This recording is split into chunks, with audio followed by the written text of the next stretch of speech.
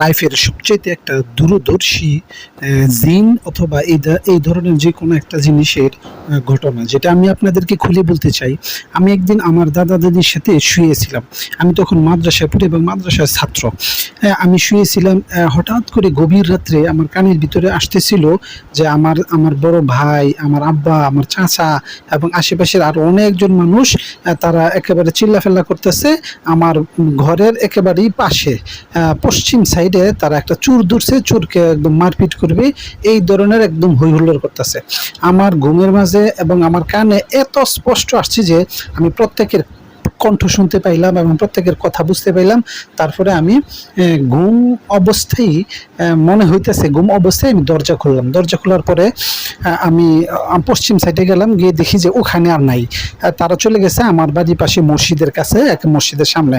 আমি সেখানে গেলাম, সেখানে গিয়ে দেখি যে তাদের চিল্লা পাল্লা এবং তাদের আওয়াজ, তাদের কণ্ঠ এবং তাদের চুরকে ধরার, মারপিট করার যত ধরনের কথা আছে, সমস্ত কথাগুলো তারা মসজিদের সামনে দাঁড়িয়ে দাঁড়িয়ে করতেছিল। আমি আবার সেখান থেকে আস্তে আস্তে মসজিদের সামনে চলে গেলাম।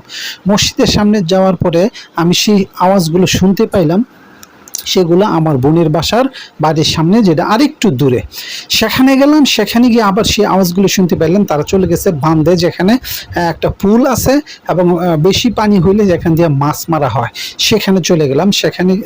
সেখানে পুরোপুরি আওয়াজটা হইতেছে। আমি সেই তরন্দ অবস্থায়, ঘুমের অবস্থায় আমি সেখানে চলে গেলাম। সেখানে যাওয়ার পরও আমি দেখতে পাইলাম যে তারা এখন চলে গেছে একেবারে সে একটা জঙ্গলের পাশে। তারা ঠিক জঙ্গলের পাশে দাঁড়িয়ে তারা এমন কথা বলতেছে এবং তারা ঠিক অনুরূপ চোরকে মারপিট করার জন্য যত ধরনের কথা আছে সেই কথাগুলো তারা বলতেছিল। কিন্তু তখনও আমার ভিতরে কোনো সেন্স কাজ করতেছিল না, কোনো হুঁশ কাজ করতেছিল না। আমি একেবারে চলে গেলাম, যেহেতু আমার সমস্ত আপন জনেরা সেখানে আছে এবং আমার ভাই, চাচা, বাপ চাচা যেহেতু সবাই আছে, আমি নির্দ্বিধায় সেখানে চলে গেলাম। সেখানে যাওয়ার পরে একেবারে আওয়াজটা সব বন্ধ হয়ে গেল এবং আমার শরীরের লোমগুলি দাঁড়িয়ে গেল। আমি তখন বুঝতে পারলাম যে আমি এত রাত্রে এবং এত গভীর রাত্রে এখানে কি করে আসলাম। সেখানে আসার পরে হঠাৎ করে পুরনো একটি আম গাছের মোটা ডাল ভেঙে আমার উপরে পড়লো। আমি কিন্তু কোনো আম গাছের ডালের মাঝে আমার শরীর লাগে নাই, আমি একটা ফাঁক জায়গায় দাঁড়িয়ে আছি, আমের ডালটা ভেঙে পড়ে গেল।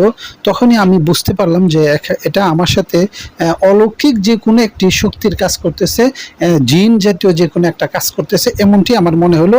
এবং আমার পুরা শরীর একেবারে পিচ্ছিল অবস্থা হয়ে গেছে, লোম দাঁড়িয়ে গেল।